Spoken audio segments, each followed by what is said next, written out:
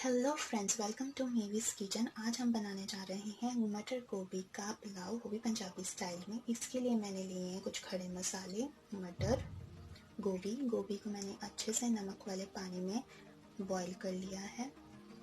प्याज, यहाँ पर मैंने 2 बड़े प्याज लिए हैं और इसे लंबा लंबा काट लिया है। 1 गिलास चावल और 2 गिलास पानी।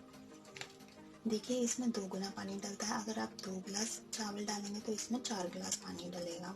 अब मैंने कढ़ाई में ऑयल गरम करने रख दिया है। जब आपका ऑयल गरम हो जाए तो इसमें हम डालेंगे खड़े मसाले, जैसे कि मैंने यहाँ पर डाली है बड़ी इलायची, दालचीनी, लौंग, तेज़पत्ता, जीरा,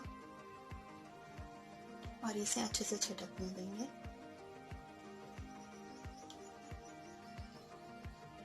इसमें मैं थोड़ी सी साबुत काली मिर्च भी डालूंगी।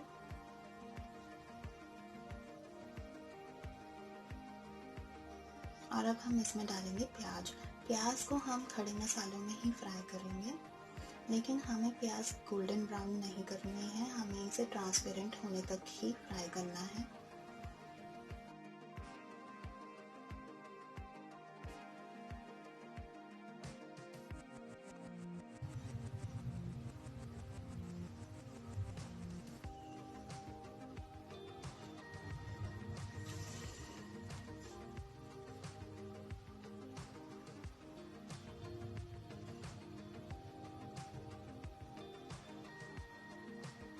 और अब हम इसमें डालेंगे स्वाद अनुसार नमक। नमक डालने से जो हमारे प्याज हैं वो जल्दी से ही ट्रांसपेरेंट हो जाएंगे। बिल्कुल 1 मिनट लगेगा हमें प्याज को फ्राई करने में।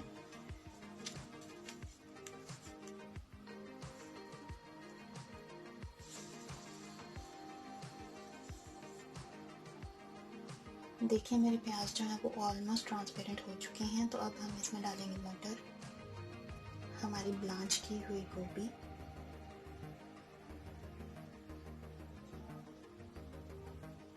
और इसे अच्छे से फ्राई कर लेंगे।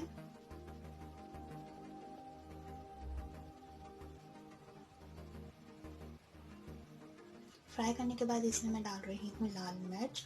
आप यहाँ पर हल्दी भी डाल सकते हैं, मैंने हल्दी को स्किप किया है। मैं यहाँ पर हल्दी वाले चावल नहीं बना रही हूँ, मैं इसे पंजाबी स्टाइल में बनाऊंगी।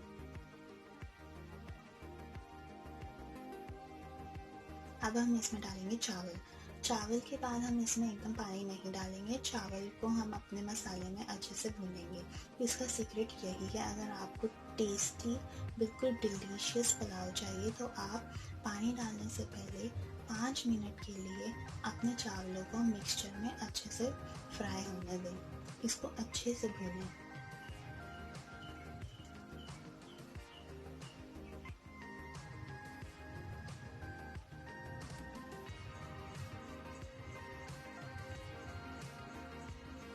देखिए, 5 मिनट हो चुके हैं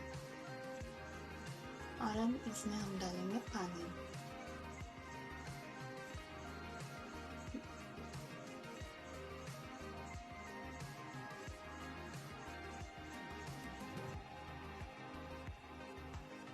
पानी डालने के बाद एक बार हम इसे अच्छे से मिक्स कर लेंगे ताकि सारे मसाले अच्छे से मिक्स हो जाएं।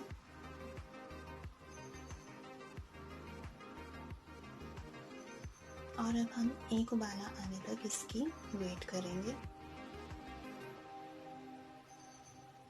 देखिए, हमारा एक उबाला अच्छे से आ चुका है।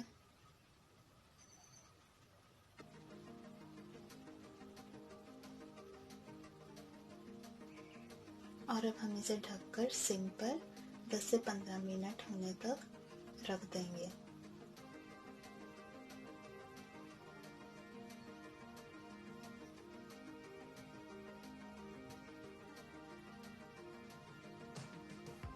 बीच में हम एक बार चेक भी कर लेंगे। ऑलमोस्ट हमारा पुलाव रेडी ही है। देखिए कितना अच्छा पुलाव बनकर तैयार हुआ है। ये हाफली डन हो चुका है। और अब मैं इसमें लास्ट में डालूंगी नींबू का रस। नींबू का रस आप पहले ना डालिएगा, पहले डालने से चावल जो है वो कड़वे हो जाते हैं।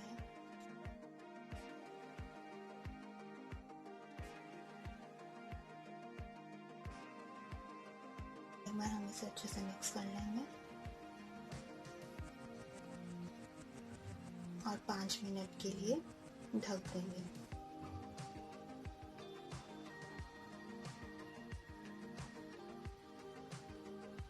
देखिए मेरे चावल बिल्कुल रेडी हो चुके हैं और एक बार हम इसे चेक भी कर लेंगे। बिल्कुल भी पानी नहीं आया है हमारी कड़छी में।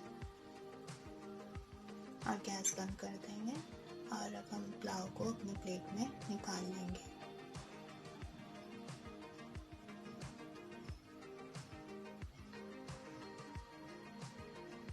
देखिए कितना अच्छा पुलाव बनकर तैयार हुआ है। आप इसे दही के साथ या घर में किसी भी सब्जी के साथ खा सकते हैं। Thank you.